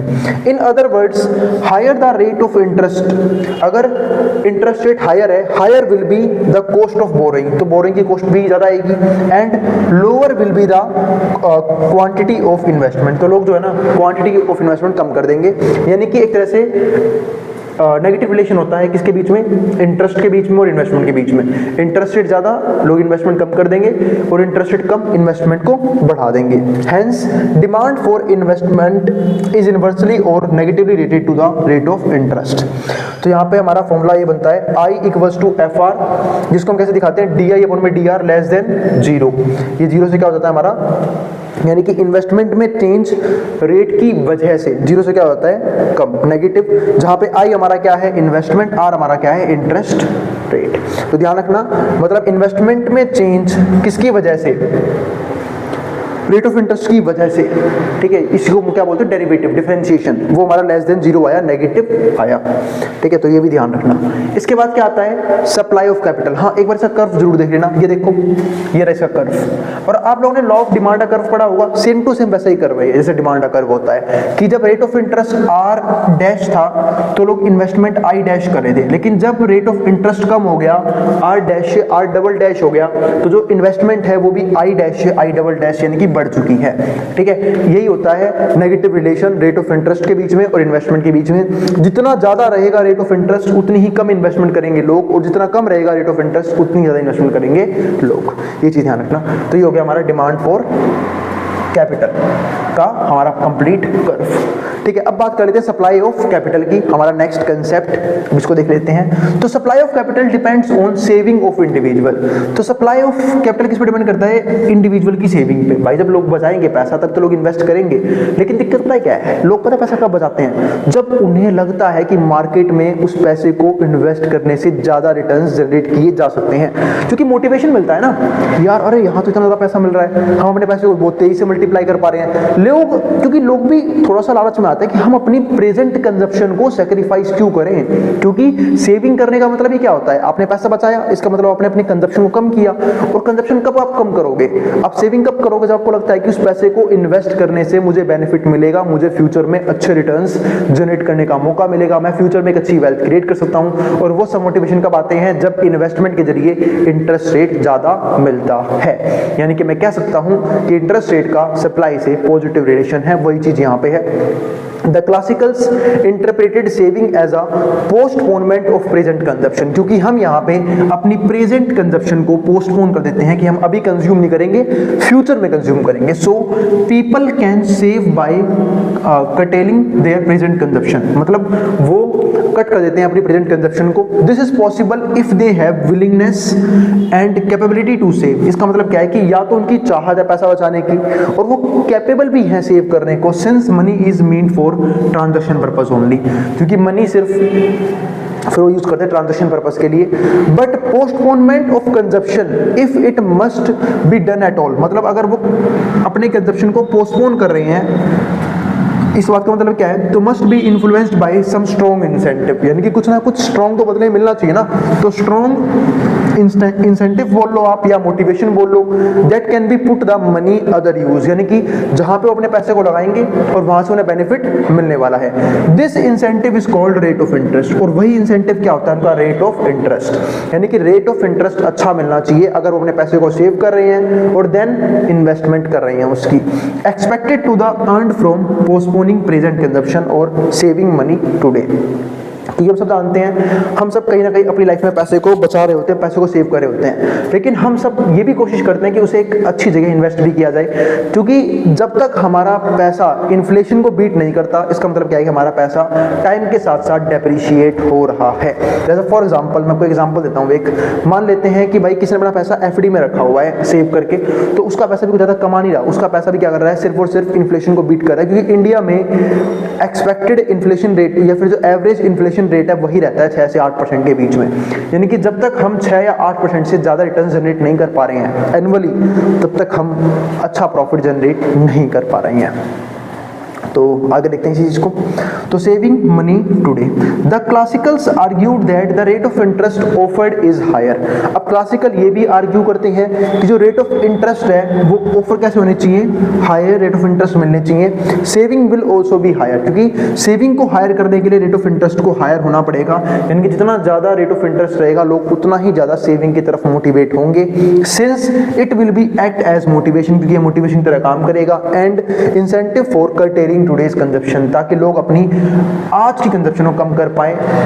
Hence, rate of interest can be treated as reward। तो यहाँ पे रेट ऑफ इंटरेस्ट को हम रिवॉर्ड की तरह ट्रीट करेंगे फॉर सेविंग, ताकि पैसे को बचाया है as an opportunity cost for present consumption, और इसको हम एक तरह से क्या मानेंगे, अपॉर्चुनिटी किसके लिए, प्रेजेंट कंजप्शन के लिए। ठीक है, तो ये हमारे पास हो गया पॉइंट खत्म। अब अगली चीज देखो, यहाँ पे S बराबर जी आर, सप्लाई को हमने जी आर से दिखाया। अब यहाँ पे जो आपको सप्लाई का रिलेशन दिखेगा, मतलब सप्लाई का डेरिवेटिव रेट ऑफ इंटरेस्ट के रिस्पेक्ट में, वो आपको ग्रेटर देन जीरो मिलेगा। जैसे यहाँ पे लेस देन जीरो था, नेगेटिव था, यानी कि इन्वेस्टमेंट का डेरिवेटिव, या फिर आप ये भी कह सकते हो यहाँ पे डिमांड, या फिर इन्वेस्टमेंट ही रहने दो। ठीक है, इन्वेस्टमेंट का डेरिवेटिव रेट ऑफ इंटरेस्ट के अकॉर्डिंग लेस देन जीरो था, क्योंकि हम यहाँ पे बात कर रहे थे कैपिटल की डिमांड की। यहाँ पे हमने कैपिटल की सप्लाई की बात की, तो क्या है, ग्रेटर देन जीरो, क्योंकि ये दिखाता है पॉजिटिव रिलेशन है किसके बीच में, कैपिटल की सप्लाई के बीच में, और किसके बीच में, रेट ऑफ इंटरेस्ट के बीच में। जितना ज़्यादा रेट ऑफ इंटरेस्ट होगा लोग उतनी ज़्यादा ही कैपिटल को सप्लाई करेंगे, उतना ही ज़्यादा पैसे को सेव करेंगे, और उतना ही ज़्यादा पैसे को इन्वेस्ट करेंगे। और रेट ऑफ इंटरेस्ट जितना कम होगा लोग इन्वेस्टमेंट उतनी ही कम करेंगे, ठीक है, और सेव भी उतना ही कम करेंगे। तो सेविंग इज पॉजिटिवली और directly related to rate of interest. तो जो सेविंग है उसका डायरेक्ट रिलेशन होता है रेट ऑफ इंटरेस्ट से, और पॉजिटिव रिलेशन होता है रेट ऑफ इंटरेस्ट से। अगर आप इस ग्राफ को देखो, आपको ग्राफ में भी दिख जाएगा, ये है सप्लाई ऑफ कैपिटल का ग्राफ, जहां पे आपको ये सप्लाई का ग्राफ दिख रहा होगा, और सप्लाई का कर्व जो है ना, जो नॉर्मल सप्लाई कर्व होता है वो भी ऐसा ही दिखता है ना। तो ये रहा, ये देखो, जब हम आर डबल डैश हमारा क्या था, रेट ऑफ इंटरेस्ट, तो हम सप्लाई क्या कर रहे थे, एस डैश, ठीक है, और जब हमने आर डैश यानी कि रेट ऑफ इंटरेस्ट को बढ़ा दिया, आर डैश कर दिया, तो सप्लाई बढ़े कितनी हो गई, एस डबल डैश। यानी कि जैसे ही रेट ऑफ इंटरेस्ट बढ़ रहा है सप्लाई भी क्या हो रही है, बढ़ रही है। जैसे ही रेट ऑफ इंटरेस्ट मान लेते कम हो रहा है, सप्लाई भी क्या हो जा रही है, कम हो जा रही है, जो कि क्या दिखाता है, पॉजिटिव रिलेशन। कि भाई अब अगर मैं दोनों को समराइज कर दूं फटाफट, तो यहाँ पे अगर हम ये देखें कि इंटरेस्ट कम तो डिमांड ज़्यादा, सॉरी एक मिनट, डिमांड थी ना कैपिटल की, अगर इंटरेस्ट रेट बढ़ गया तो डिमांड लोग क्या कर देंगे, कैपिटल की कम कर देंगे, और अगर इंटरेस्ट रेट कम हो गया तो डिमांड को बढ़ा देंगे। तो ये हो गया नेगेटिव रिलेशन इंटरेस्ट और डिमांड के बीच में। लेकिन वहीं पे देखो, अगर इंटरेस्ट रेट ज़्यादा मिलेगा तो इन्वेस्टर सप्लाई ज़्यादा करेंगे कैपिटल की, और अगर इंटरेस्ट रेट कम मिलेगा लोग सप्लाई क्या कर देंगे, कम कर देंगे। तो यहाँ पे पॉजिटिव रिलेशन, यहाँ पे नेगेटिव रिलेशन। अब शुरू करते हैं टॉपिक। तो हम बात करेंगे पहले तो इक्विलिब्रियम इन इंटरेस्ट मार्केट की। तो पहले समझते हैं इक्विलिब्रियम रेट ऑफ इंटरेस्ट वो क्या होता है, वो समझते हैं। तो अब तक तक हमने प्रीवियस वीडियो में दो टॉपिक डिस्कस किए थे, एक तो डिमांड ऑफ कैपिटल, दूसरा सप्लाई ऑफ कैपिटल, और दोनों को इंटरेस्ट रेट कैसे अफेक्ट करता है वो हम डिस्कस कर चुके हैं। अब हम ये समझने वाले हैं कि इक्विलिब्रियम कैसे डिटरमाइन होता है इंटरेस्ट रेट के अंदर। तो इक्विलिब्रियम का मतलब क्या होता है कि मार्केट में क्या रहना चाहिए, संतुलन रहना चाहिए। और संतुलन कब रहेगा, जब जितनी डिमांड हो उतनी ही सप्लाई हो। क्योंकि जब हम नॉर्मल केसेस में भी इक्विलिब्रियम की बात करते हैं तो इक्विलिब्रियम का सिंपल सा मतलब क्या होता है कि जिस भी चीज की, चाहे आप यहाँ पे कैपिटल की बात कर रहे हो, चाहे जिस भी चीज की दुनिया में, जब डिमांड उतनी ही हो जितनी सप्लाई हो, या फिर सप्लाई उतनी ही हो जितनी डिमांड हो, यानी कि दोनों इक्वल रहने चाहिए, वही कंडीशन हम क्या बोलते हैं, इक्विलिब्रियम की कंडीशन बोलते हैं। लेकिन अगर मैं बात कर रहा हूं कैपिटल मार्केट की, तो कैपिटल मार्केट में इक्विलिब्रियम का मतलब क्या है कि डिमांड ऑफ कैपिटल उतनी ही होनी चाहिए जितनी क्या है सप्लाई ऑफ कैपिटल, यानी कि डिमांड और सप्लाई कैपिटल की जब दोनों सेम होंगी वो पॉइंट हमारा क्या बनेगा, इक्विलिब्रियम का पॉइंट बनेगा। लेकिन यहाँ पे दो कंडीशंस और भी आ सकती हैं, दो सिचुएशंस और भी आ सकती हैं। एक कौन सी, जब डिमांड सप्लाई से ज्यादा हो, यानी कि demand of capital is greater than demand of supply. दूसरी कौन सी, demand of capital less than supply of capital, यानी कि डिमांड सप्लाई से ज्यादा भी हो सकती है और डिमांड सप्लाई से कम भी हो सकती है, और दोनों केसेस में दिक्कतें आती हैं। ठीक है, तो इन दोनों सिचुएशन को हम क्या बोलते हैं, डिसइक्विलिब्रियम इन इंटरेस्ट रेट या फिर डिसइक्विलिब्रियम इन कैपिटल मार्केट। तो पहले बात करते हैं इक्विलिब्रियम की, फिर इसके अलग अलग सिचुएशंस को हम स्टडी करेंगे। इसके अलावा हम एक कंसेप्ट और देखेंगे, वो क्या, criticism of the classical theory of interest. ये हम देखेंगे बिल्कुल वीडियो के आखिरी में। तो पहले समझते हैं इक्विलिब्रियम रेट ऑफ इंटरेस्ट को। तो ये देखो, ये आपका सप्लाई का कर्व, जहां पे हमने ये देखा था कि जब हम कैपिटल मार्केट की बात करते हैं तो सप्लाई में और रेट ऑफ इंटरेस्ट में पॉजिटिव रिलेशन होता है, यानी कि अगर रेट ऑफ इंटरेस्ट बढ़ रहा है तो सप्लाई भी बढ़ेगी। क्योंकि जब इंटरेस्ट रेट बढ़ता है ना, तो जो इंडिविजुअल्स हैं, प्राइवेट इंडिविजुअल्स, वो ज्यादा कैपिटल सप्लाई करने की कोशिश करते हैं, क्योंकि उन्हें मोटिवेशन मिलता है पैसा सेव करने का और पैसे को इन्वेस्ट करने का, क्योंकि रेट ऑफ इंटरेस्ट ज्यादा मिल रहा है। वहीं पे अगर इंटरेस्ट रेट कम हो जाएगा तो लोग सप्लाई कम कर देते हैं, उल्टा उस पैसे को कंज्यूम करना शुरू कर देते हैं, क्योंकि उन्हें पता है कि कोई फायदा नहीं है उस पैसे को किसी को देने का या फिर कैपिटल की फॉर्म में किसी को प्रोवाइड करने का, क्योंकि उतनी अच्छी रेट ऑफ इंटरेस्ट नहीं है, या फिर कह सकते हो उतनी अच्छी इन्वेस्टमेंट नहीं है वो। तो ये एक रिलेशन होता है किसके बीच में, इंटरेस्ट रेट के बीच में, सप्लाई के बीच में, जिसकी वजह से हम क्या बोलते हैं कि सप्लाई में और इंटरेस्ट रेट में पॉजिटिव रिलेशन है। और ये हमारे पास वो कर्व, ठीक है, सप्लाई कर्व। जब हम आर डबल डैश थे तो जो क्वांटिटी सप्लाई हो रही थी वो एस डैश थी। जब आर डबल डैश से रेट ऑफ इंटरेस्ट बढ़ के कितना हो गया, आर डैश हो गया, तो हमने क्वांटिटी सप्लाई बढ़ा दी, कितनी कर दी, एस डबल डैश। ठीक है, लेकिन अब बात करते हैं थोड़ी सी डिमांड की। अगर हम डिमांड की बात कर रहे हैं तो अगर इंटरेस्ट रेट बढ़ेगा तो जो बोरोवर्स हैं वो क्या करेंगे, डिमांड कम कर देंगे, यानी कि वो कैपिटल की डिमांड को यहाँ पे कम कर देंगे, क्योंकि उन्हें कॉस्ट ऑफ बोरोइंग ज्यादा हो रही, उनके लिए ज्यादा पड़ रही है। या फिर मैं ये भी कह सकता हूँ कि रेंटल कॉस्ट बोलते हैं ना उसे, आप लोगों को बताया था मैंने प्रीवियस वीडियो में कि कॉस्ट ऑफ बोरोइंग को हम रेंटल कॉस्ट ही बोलते हैं, वो महंगा है, इसकी वजह से वो लोग जो है ना क्या करते हैं, डिमांड को कम कर देते हैं। और अगर वहीं पे इंटरेस्ट रेट कम हो जा रहा है तो डिमांड को बढ़ा देते हैं। ठीक है, तो ये एक रिलेशन होता है, ठीक है, इंटरेस्ट रेट का डिमांड ऑफ कैपिटल और सप्लाई ऑफ कैपिटल से, जिसकी वजह से देखो कि डिमांड कर्व कैसा बना हुआ है, ऐसा कर्व है डिमांड कर्व, जो कि क्या दिखाता है, नेगेटिव स्लोप दिखाता है, किसके बीच में, इंटरेस्ट रेट के बीच में और डिमांड के बीच में।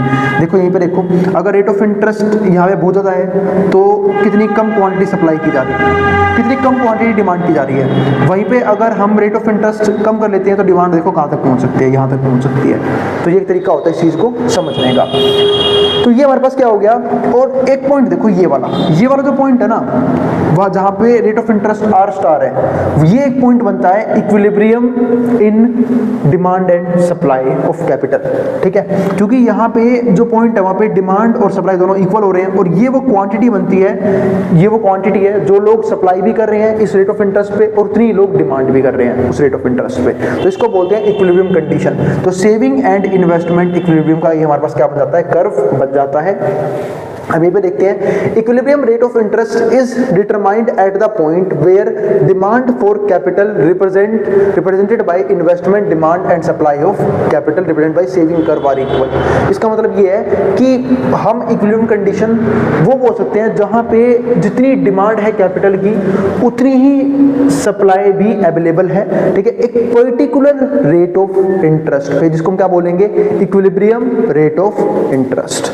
ठीक है, तो वो चीज मैंने यहाँ पे लिख दी। अब कंडीशन क्या है, देखो कंडीशन बहुत सिंपल है, आई बराबर एस की होना चाहिए, यानी कि इन्वेस्टमेंट सेविंग के इक्वल होनी चाहिए। इसके बाद क्या आता है, F R equals to G R. इसके बाद in given figure downward sloping investment demand intersect the upward sloping saving curve. जहां पे जो डाउनवर्ड स्लोपिंग इन्वेस्टमेंट कर्व है, इसे हम आई एस कर्व भी बोलते हैं, आई इक्वल्स टू एस, ये जरूरी है, इन्वेस्टमेंट इक्वल्स टू सेविंग। तो ये देखो, ये सेविंग कर्व, ये इन्वेस्टमेंट कर्व, जहां पे दोनों इक्वल होंगे वो पॉइंट हमारा क्या बन जाएगा, इक्विलिब्रियम का पॉइंट बन जाएगा। यानी कि अगर हम डिमांड ऑफ कैपिटल और सप्लाई ऑफ कैपिटल को स्टडी नहीं भी कर रहे तो यहाँ पे दो चीजें समझ सकते हैं कि इन्वेस्टमेंट और सेविंग जहां पे इक्वल हो जाएगी वो पॉइंट हमारा क्या होगा, इक्विलिब्रियम का पॉइंट बनेगा, the upward sloping saving curve at the point T. इस बात का अब देखो ध्यान से समझना, इन्वेस्टमेंट डिमांड जो है वो डाउनवर्ड स्लोपिंग क्यों है, क्योंकि इन्वेस्टमेंट का इंटरेस्ट रेट से नेगेटिव रिलेशन होता है, जैसे मैंने आपको प्रीवियस वीडियो में समझाया भी था। लेकिन जो सेविंग कर्व है उसका इंटरेस्ट रेट से पॉजिटिव रिलेशन होता है, यानी कि जब भी एक सेवर को ये लगता है कि मार्केट में इंटरेस्ट रेट बढ़ने वाला है तो वो ज्यादा अमाउंट सेव करना शुरू कर देता है और उसे इन्वेस्ट करता चला जाता है स्टॉक मार्केट के अंदर, ताकि ज्यादा पैसा, स्टॉक मार्केट बोल रहा हूँ, ठीक है, कैपिटल की फॉर्म में लोगों को देना शुरू कर देता है। हाँ, उसे कैपिटल मार्केट में इन्वेस्टमेंट नहीं बोल सकते, क्योंकि वो भी एक तरीका ही होता है कैपिटल प्रोवाइड करने का, किसको, प्रोड्यूसर्स को, ठीक है। तो ज्यादा रेट ऑफ इंटरेस्ट के लालच में आके जो सेवर्स हैं वो ज्यादा अमाउंट सेव करते हैं और साथ साथ उधार पे भी लगाते हैं। अब समझते हैं आगे अगले पॉइंट को।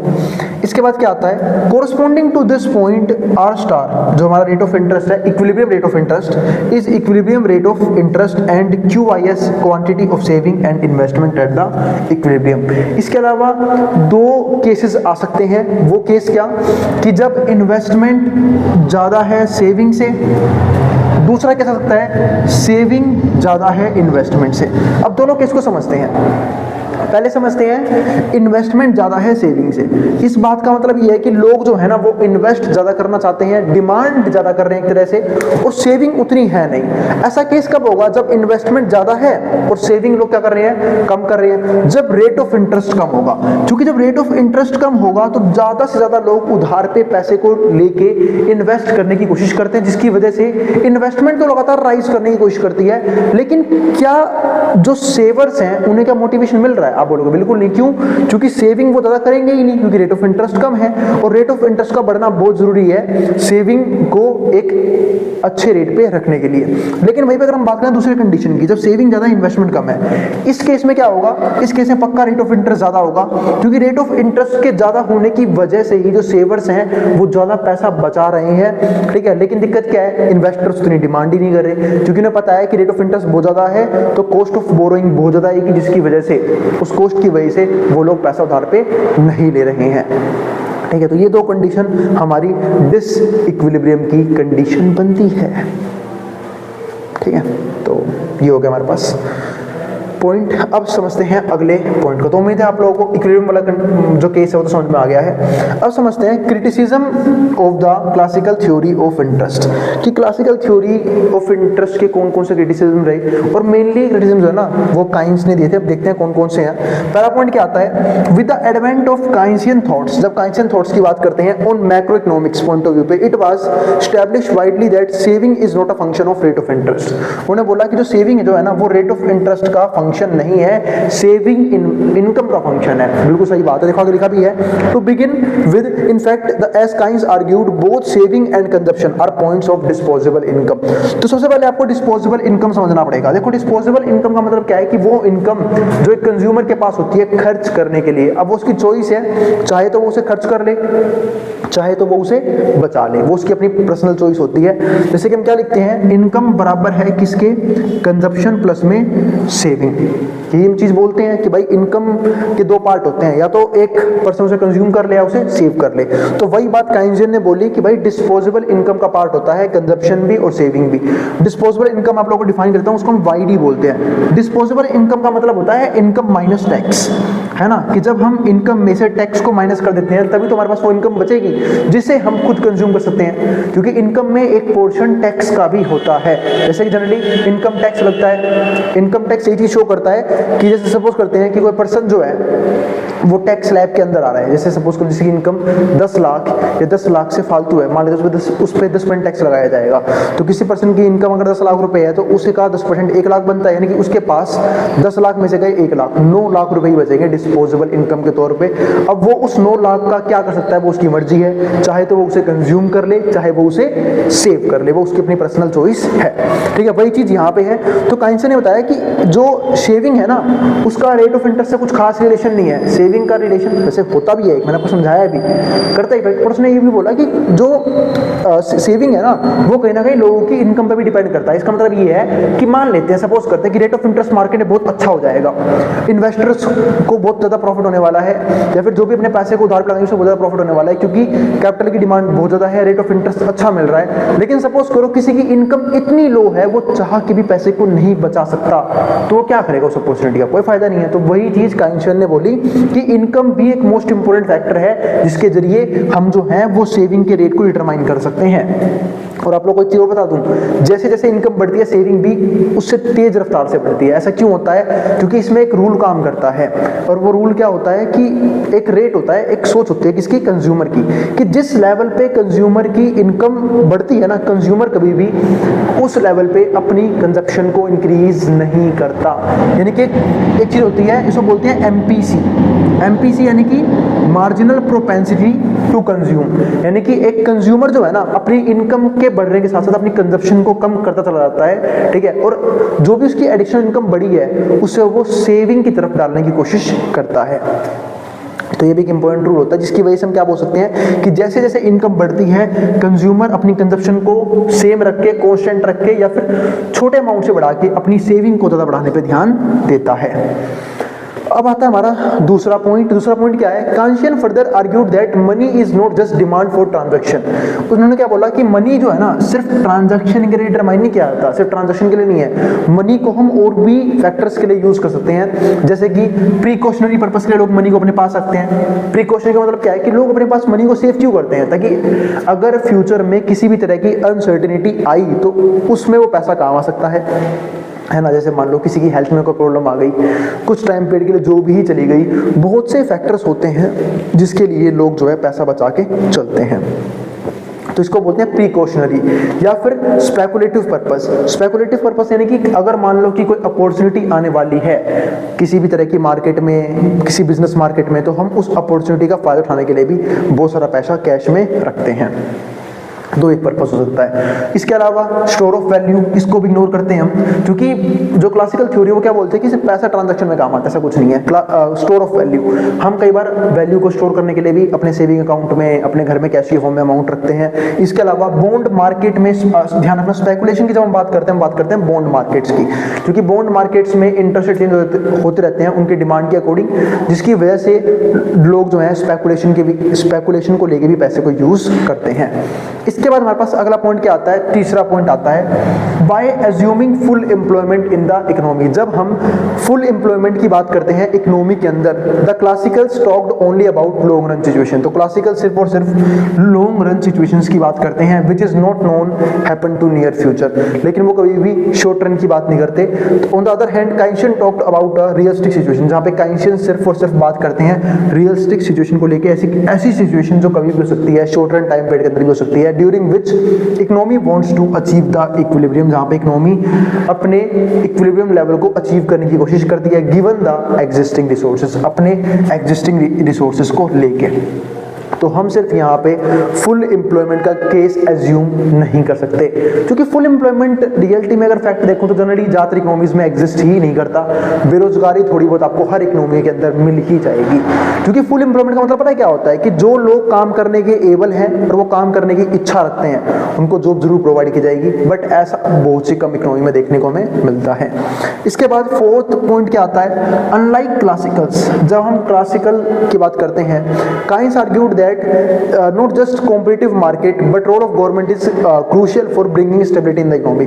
हम सिर्फ यहाँ पे कॉम्पिटिटिव मार्केट यानी कि मार्केट फोर्सेस डिमांड और सप्लाई के अकॉर्डिंग नहीं चलेंगे, कहीं ना कहीं गवर्नमेंट भी एक क्रूशियल रोल प्ले करती है जब इकोनॉमी के अंदर स्टेबिलिटी क्रिएट करनी होती है। तो हमने ऐसे बहुत से केसेस देखे हैं जहां पे अगर इकोनॉमी में बहुत सारी दिक्कतें चल रही हैं, मान लो इन्फ्लेशन बहुत ज्यादा बढ़ रहा है, डिफ्लेशन बहुत ज्यादा है, रिसेशन है, ऐसे केसेस में जो गवर्नमेंट है वो अपनी फिजिकल पॉलिसी और मॉनेटरी पॉलिसी को यूज करके इकोनॉमी को वापस स्टेबल करती है। यानी कि स्टेबिलिटी करने में गवर्नमेंट का एक मोस्ट इंपोर्टेंट रोल है जो क्लासिकल से इग्नोर कर दिया, और वो सिर्फ बात करते रह गए किसकी, कॉम्पिटिटिव मार्केट्स की, कि मार्केट में सब कुछ डिटरमाइन होगा मार्केट फोर्सेस डिमांड और सप्लाई के अकॉर्डिंग।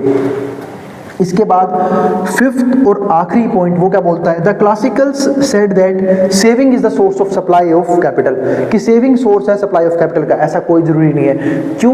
क्या सिर्फ प्राइवेट इन्वेस्टर्स जो हैं वही सिर्फ इन बिजनेसमैन को या फिर प्रोड्यूसर को पैसा प्रोवाइड करते हैं? ऐसा बिल्कुल नहीं है। बैंक्स है, फाइनेंशियल इंस्टीट्यूशंस है, एक मिनट वेट करना, हाँ ठीक है, तो बैंक्स है और फाइनेंशियल इंस्टीट्यूशंस हैं और भी अदर चीजें हैं जिनके जरिए, और भी अदर इंस्टीट्यूशंस हैं जिनके जरिए जो लोग हैं वो पैसा ले सकते हैं। तो the classical said that saving is the source of supply of capital, however bank credit वो भी इंपॉर्टेंट सोर्स है, has become a major source of supply of capital as well. So talking about saving of private individual as a source of capital is not totally correct. तो ये हमेशा सही होगा जरूरी नहीं है, ठीक है ना, क्योंकि हम यहाँ पे सिर्फ और या फिर बिजनेसमैन जो हैं या फिर जो कॉर्पोरेट्स हैं वो सिर्फ और सिर्फ लोगों पे डिपेंडेंट नहीं होते फाइनेंसेस को लेके, सिर्फ प्राइवेट सेविंग पे डिपेंडेंट नहीं होते, वो बैंक से भी उधार ले सकते हैं, दूसरे फाइनेंशियल इंस्टीट्यूशंस भी हैं, ठीक है, अदर सोर्सेज भी हैं जिनके जरिए वो पैसा इकट्ठा कर सकते हैं और लोन ले सकते हैं। यानी कि कहीं ना कहीं जो बैंक्स हैं वो भी क्रेडिट क्रिएट करते हैं। अब के बच्चे मैं यही बोल दूंगी भैया बैंक में भी तो पैसा इंडिविजुअल पर्सन का ही रखा होता है, लेकिन बैंक जो है क्रेडिट क्रिएशन बहुत बड़े लेवल पे करता है, वो आप लोगों को भी समझ में नहीं आएगा। जो बैंकिंग सिस्टम को समझोगे तब आपको समझ में आएगा, वरना एक 12th क्लास में टॉपिक भी है credit creation bye commercial bank, वहां पे आपको समझ आएगा कि बैंक जो है ना वो कम से कम पैसे में कितना ज्यादा उधार दे पाता है इजीली, ठीक है। तो बैंक भी एक अच्छा सोर्स बनता है प्राइवेट इंडिविजुअल्स के अलावा, ठीक है। तो ये सारे पॉइंट थे जो कहीं ना कहीं क्लासिकल थ्योरी को गलत बताते हैं या फिर क्लासिकल थ्योरी को बताते हैं कि भाई वो थोड़ा वीक है। उसके अलावा भी हमें रियलिस्टिक चीजें और भी ज्यादा हैं जो कहीं ना कहीं रियलिटी में इकोनॉमी के अंदर एग्जिस्ट करती हैं। तो ये था हमारा यहाँ पे एक point, criticism in the classical theory of interest, जहाँ पे हमें डिस्कस करना है इसका एक और इम्पोर्टेंट कंसेप्ट कि लोनेबल फंड्स क्या होते हैं और लोनेबल फंड्स के कंसेप्ट में हम इंटरेस्ट रेट को कैसे डिटरमाइन कर सकते हैं। तो शुरू करते हैं आज का टॉपिक, और इस कंप्लीट सीरीज के नोट्स भी ऑलरेडी प्रिपेयर हो चुके हैं with important question answer PDF। जिन बच्चों को नोट्स परचेज करने हैं वो इस नंबर पे जाए 9667836336, यहाँ पे व्हाट्सएप करके नोट्स भी ले सकते हैं। जैसा कि हम बात कर रहे हैं लोनेबल फंड्स की, तो लोनेबल फंड का मतलब क्या है कि वो फंड जो एक ऑर्गेनाइजेशन, एक फाइनेंशियल इंस्टीट्यूशन या फिर एक बैंक लोन पे दे सकता है, उसको क्या बोलते हैं, लोनेबल फंड बोलते हैं। हम सब जानते हैं कि बैंक में जनरली एक इंडिविजुअल का अपना एक अकाउंट होता है, ठीक है, जहां पे वो अपने सेविंग्स किए हुए अमाउंट को इकट्ठा करके रखते हैं। और बैंक को इस चीज के बारे में पता होता है कि एक टाइम पे, मतलब एक पॉइंट ऑफ टाइम पे सारे के सारे सेवर या फिर सारे के सारे डिपॉजिटर अपना पैसा निकलवाने नहीं आएंगे, तो बैंक सिर्फ कुछ परसेंट हिस्सा उस डिपॉजिट का अपने पास रखते हैं रिजर्व के तौर पे, ठीक है, ताकि जो भी पर्सन डिमांड डिपॉजिट करे या फिर अपने पैसा वापस लेने आए तो उसको पे कर दिया जाए, और बाकी सारे पैसे को लोन पे दे देती है। तो उसमें क्या बोलते हैं, लोनेबल फंड्स बोल के चलते हैं। तो उम्मीद है आपको ये तो क्लियर हो गया लोनेबल फंड्स का मतलब क्या होता है। ऐसा फंड जो एक फाइनेंशियल इंस्टीट्यूशन लोन पे चढ़ा सकती है। इसके बाद बात आती है कि भैया आपने बात की थी कि इंटरेस्ट रेट कैसे डिटरमाइन होगा। इंटरेस्ट रेट तो हमेशा इस बात पे डिपेंड करता है कि डिमांड और सप्लाई कितनी है लोनेबल फंड्स की। अगर लोनेबल फंड्स की यानी कि लोन लेने वाले फंड की डिमांड ज़्यादा है, इस बात का मतलब क्या है कि बैंक इंटरेस्ट रेट को हाई कर सकता है, मतलब high rate of interest charge कर सकता है उस लोनेबल फंड्स के लिए। और अगर डिमांड उतनी नहीं है तो इंटरेस्ट रेट कम करना पड़ेगा। और एक चीज़ और अफेक्ट करते हैं, उसमें क्या बोलते हैं, सप्लाई ऑफ लोनेबल फंड्स। अगर सप्लाई ज्यादा है लोनेबल फंड की तो क्या होगा, इंटरेस्ट रेट बैंक को क्या करना पड़ेगा, यहाँ पे कम करना पड़ेगा सप्लाई ज़्यादा होने की वजह से। या फिर ये भी कह सकती है कि अगर हायर इंटरेस्ट रेट मिलता है तो बैंक सप्लाई को बढ़ा सकती है। जैसे कि हमने पिछले कंसेप्ट में पढ़ा भी था कि सप्लाई का और रेट ऑफ इंटरेस्ट का पॉजिटिव रिलेशन होता है। जब रेट ऑफ इंटरेस्ट ज़्यादा मिलता है किसी भी ऑर्गेनाइजेशन को, किसी भी फाइनेंशियल इंस्टीट्यूशन को, तो वो वहाँ पे उस केस में सप्लाई को बढ़ा देते हैं, और जब रेट ऑफ इंटरेस्ट कम मिलता है तो सप्लाई को कम कर लेते हैं। तो शुरू करते हैं लोनेबल फंड्स के बारे में समझना। तो loanable funds theory of rate of interest, तो हमें पढ़ना है इस कंसेप्ट में loanable funds theory of rate of interest. The new classical school gave the loanable fund theory as an explanation for determination of rate of interest. तो हम लोगों ने एक थ्योरी जो बनाई है ना, लोनेबल फंड्स थ्योरी है, इसलिए बनाई है ताकि हम रेट ऑफ इंटरेस्ट को एक्सप्लेन यहाँ पे कर पाए। इसके बाद the loanable funds are the funds available with banks. तो लोनेबल फंड्स वो फंड्स होते हैं जो बैंक के पास अवेलेबल है फॉर लैंडिंग यानी कि उधार पे देने के लिए, and borrowing purposes. As per the loanable fund theory, the rate of interest is determined by the demand and supply of loanable funds. तो फिर से वही बात कि रेट ऑफ इंटरेस्ट को डिमांड कौन करेंगे, यहाँ पे रेट ऑफ इंटरेस्ट को डिटरमाइन करेंगे हम डिमांड और सप्लाई के जरिए। यानी कि एक तरह से लोनेबल फंड के लिए जब हम मार्केट फोर्सेस की बात करेंगे तो वो क्या होंगी, उसकी डिमांड और उसकी सप्लाई, उसके अकॉर्डिंग ही हम रेट ऑफ इंटरेस्ट को डिटरमाइन कर सकते हैं लोनेबल फंड की एक इकोनॉमी के अंदर। The interest rate is defined as the percentage of the principal amount. जो इंटरेस्ट रेट है ना उसको हम क्या मानते हैं, percentage of the principal amount that must be paid, जो पे करना जरूरी है बाय द बोरोवर। क्योंकि रेट ऑफ इंटरेस्ट का मतलब क्या होता है, जैसे सपोज करते हैं कि अगर किसी पर्सन ने 1 लाख रुपए लिए हैं 1% एनुअली बोलता हूँ मंथली बेसिक पे, इसका मतलब क्या है कि उसे 1 लाख का 1% यानी कि 1000 रुपए हर महीने पे करना ही पड़ेगा as a interest principal amount को छोड़ के। तो वही चीज यहाँ पे हमने देखी। इसके बाद क्या आता है, by the borrower to the lender. So the rate of interest is a cost of borrowing money. तो रेट ऑफ इंटरेस्ट हमारे पास क्या हो गया, यहाँ पे कॉस्ट हो गया ऑफ बोरोइंग मनी, जो ही पैसा उधार पे लिया उसकी कॉस्ट हो गई रेट ऑफ इंटरेस्ट। इसके बाद बात करते हैं अगले पार्ट की। 1 मिनट वेट करना, फिर देखते हैं अगला टॉपिक। चलो फिर अब आगे देखते हैं अंजप्शंस ऑफ लोनेबल फंड थ्योरी, कि लोनेबल जो फंड थ्योरी है उसके अंजप्शंस कौन कौन से हैं, कौन कौन चीजें हमें यहाँ पे पहले ही मान के चलनी है वो देखते हैं। पहला पॉइंट हमारे पास यहाँ पे क्या आता है, परफेक्ट कंपटीशन एग्जिस्ट। यहाँ पे परफेक्ट कंपटीशन एग्जिस्ट करेगा, वो कैसे, इन फाइनेंशियल मार्केट। इस बात का मतलब क्या है कि यहाँ पे लार्ज नंबर ऑफ बायर्स भी हैं और सेलर भी है। तो मैं कह सकता हूँ कि सप्लाई करने वाले बहुत सारे फाइनेंशियल इंस्टीट्यूशन है, यानी कि बहुत सारे बैंक हैं, और जो उधार लेने वाले हैं वही बहुत सारे क्या हैं, लोग हैं। तो वही चीज यहाँ पे है। तो perfect competition exist in the financial market with many buyers, जहाँ पे बहुत सारे बायर्स हैं और सेलर्स भी हैं, and no single agent has power to influence the market rate of interest. ध्यान रखना, नो सिंगल एजेंट, कोई भी सिंगल एजेंट ऐसा नहीं है जिसके पास पावर हो इन्फ्लुएंस करने की मार्केट रेट ऑफ इंटरेस्ट को। हाँ, तो मैं क्या बात कर रहा था कि कोई भी सिंगल एजेंट यानी कि कोई भी फाइनेंशियल इंस्टीट्यूशन इतना बड़ा नहीं होगा यहाँ पे जो रेट ऑफ इंटरेस्ट को इन्फ्लुएंस कर पाए अपने तरीके से। तो यहाँ पे जो है ना क्या है, परफेक्ट कंपटीशन मार्केट एग्जिस्ट करता है लोनेबल फंड के केस में। दूसरा पॉइंट हमारे पास यहाँ पे क्या आता है, दूसरा अंजप्शन क्या आता है, there is no risk involve in the borrowing और लैंडिंग ऑफ मनी। यहाँ पे किसी भी तरह का रिस्क इन्वॉल्व नहीं होगा, ना तो बोरो करने पे और ना ही लैंडिंग करने पे। लेकिन दिक्कत ये है कि ऐसी सिचुएशन क्या रियल मार्केट में एग्जिस्ट करती है, आप बोलोगे बिल्कुल नहीं। ना तो हमें ऊपर परफेक्ट कंपटीशन नजर आता, ठीक है, फाइनेंशियल इंस्टीट्यूशन के अंदर। दूसरा पर हम यहाँ पे एज्यूम करके चलना, ये ध्यान रखना, ना तो हमें ये केस नजर आता कि रिस्क इन्वॉल्व नहीं होता। रिस्क तो इन्वॉल्व होता ही है, क्योंकि बहुत सारे लोग जो है डिफॉल्टर्स भी निकल जाते हैं, जो लोन ले तो लेते हैं लेकिन उनसे लोन की रीपेमेंट नहीं हो पाती है। वही चीज यहाँ पे है। इसके बाद तीसरा पॉइंट क्या आता है, लोनेबल फंड्स आर आइडेंटिकल और होमोजेनियस इन नेचर। जो लोनेबल फंड्स हैं वो क्या होंगे, एक तो आइडेंटिकल होंगे, आइडेंटिकल यानी कि एक जैसे होंगे, या फिर उसको हम होमोजेनियस ही बोलते हैं नेचर के अंदर। इसके बाद फोर्थ पॉइंट क्या आता है, there is no transaction cost. किसी भी तरह की ट्रांजैक्शन कॉस्ट यहाँ पे एसोसिएटेड नहीं होगी with the activity of borrowing और लैंडिंग, ना तो बोरोइंग में और ना ही लैंडिंग में। लेकिन हम देखते हैं कि बहुत सारे प्रोसेसिंग फीस वगैरह, चार्जेस वगैरह लगते हैं जब एक पर्सन बोरो करता है तब भी, या फिर लैंडिंग करता है जब भी। तो कॉस्ट कुछ ना कुछ नजर, ट्रांजैक्शन कॉस्ट जरूर यहाँ पे नजर हमें आती है।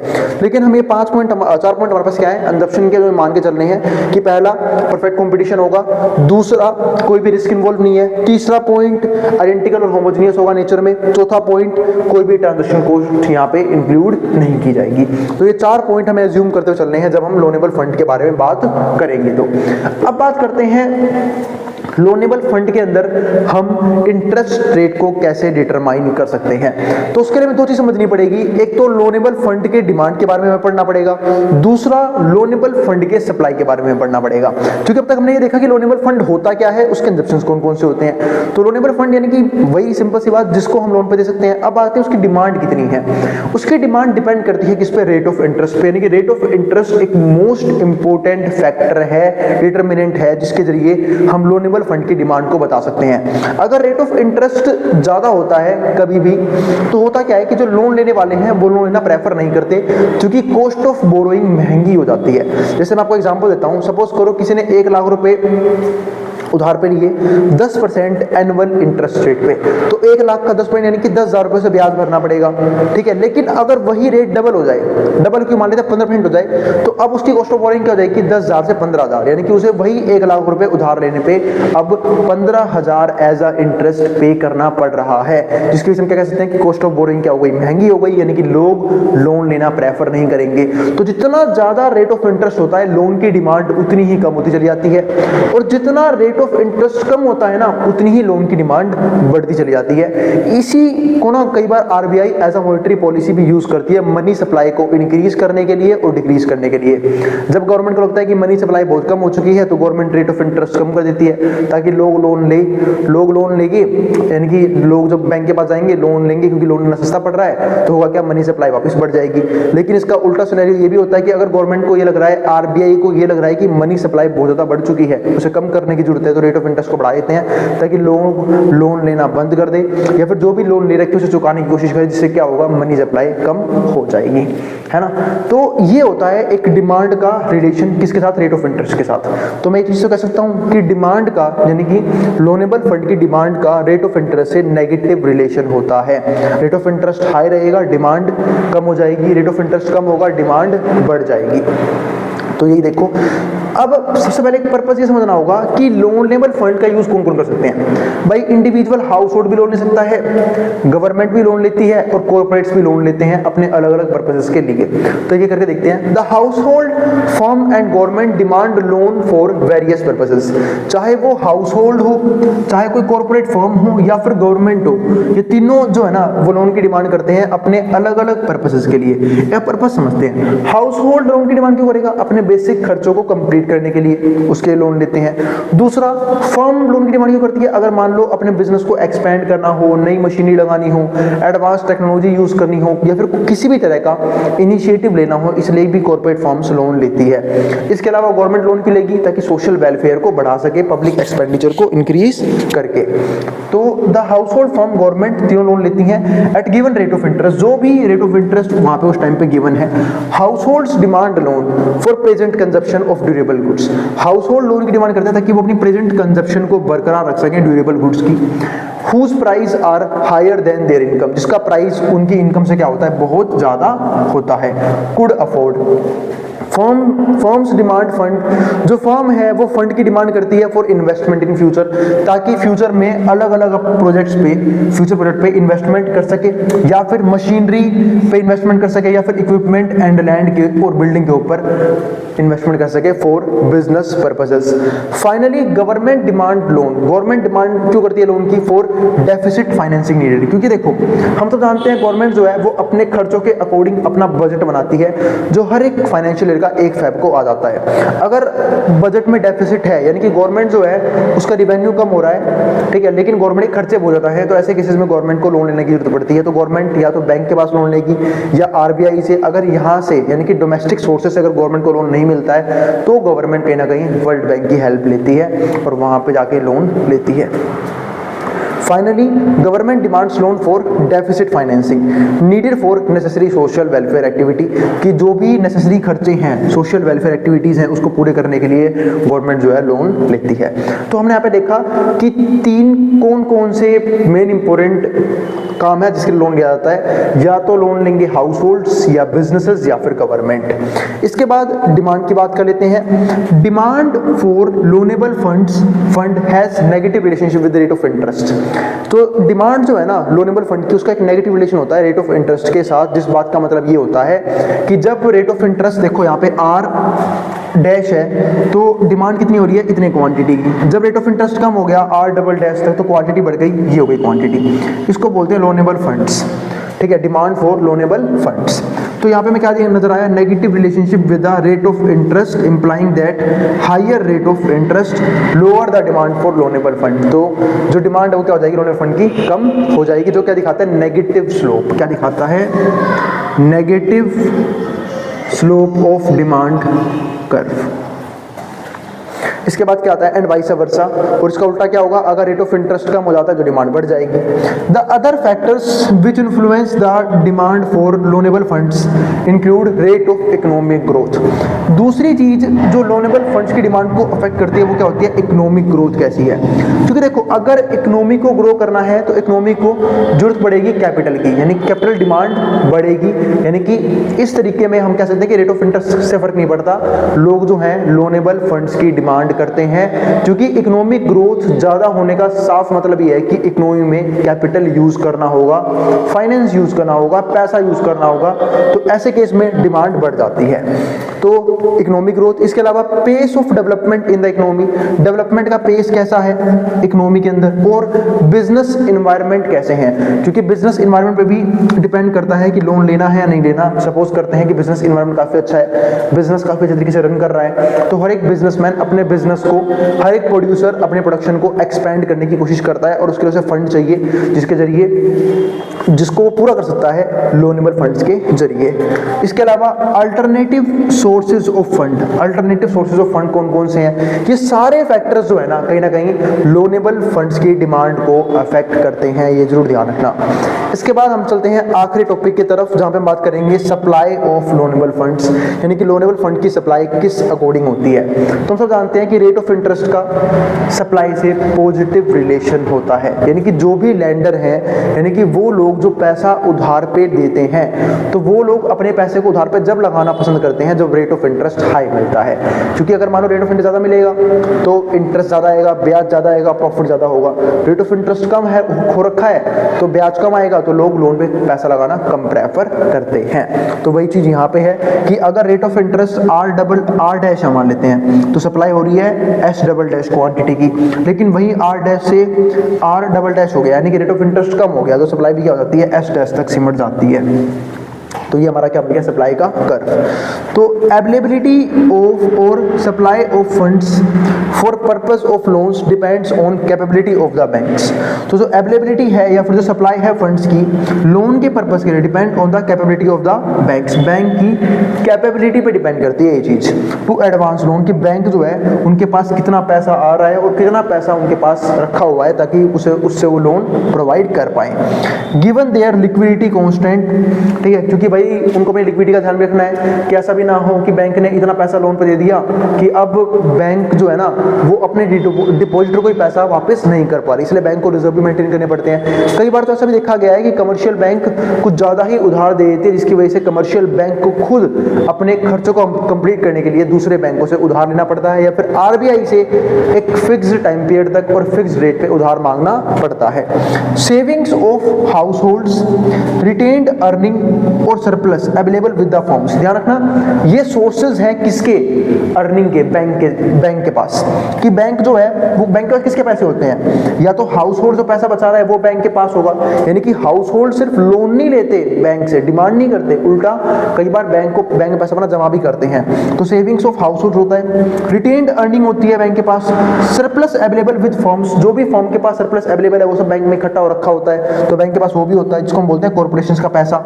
And surplus of government undertakings, और अगर गवर्नमेंट का कोई अंडरटेकिंग है उसका सरप्लस का पैसा भी बैंक के पास ही होता है। तो ये सब सोर्सेज ऑफ रेवेन्यू या फिर सोर्सेज ऑफ इनकम होते हैं बैंक के, ठीक है, जिसके जरिए बैंक के पास पैसा आता है और इन्हीं पैसों को यूज करके बैंक जो है ना वो सप्लाई को चेंज करती है।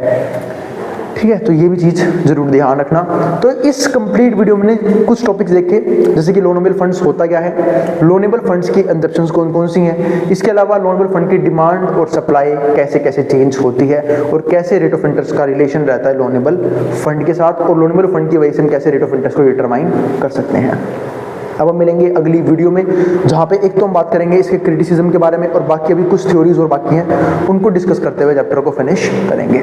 ठीक है, तो मिलते हैं अगली वीडियो में। और अगर भाई वीडियो पसंद आई हो तो वीडियो को लाइक कर देना, और चैनल को सब्सक्राइब भी कर देना ऐसी वीडियोज़ के लिए। उन बच्चों में शेयर भी कर देना जिन बच्चों का एग्जाम होने वाला हो सेम सब्जेक्ट का। फिर भी कोई भी क्वेरी, कोई भी डाउट बच गया हो, कमेंट बॉक्स में कमेंट कर सकते हैं, मैं उस क्वेरी को सॉल्व करने की पूरी कोशिश करूँगा। अब हम मिलेंगे अगली वीडियो में, जहाँ पे हम बात करेंगे इसके नेक्स्ट कंसेप्ट के बारे में। अब जिसको जो उतारना उतार सकता है, मैं बताऊँ बोर्ड के सामने से। नोट्स के लिए आप इस नंबर पे व्हाट्सएप करके नोट्स भी ले सकते हैं, जिसको जो उतारना है वो उतार लें।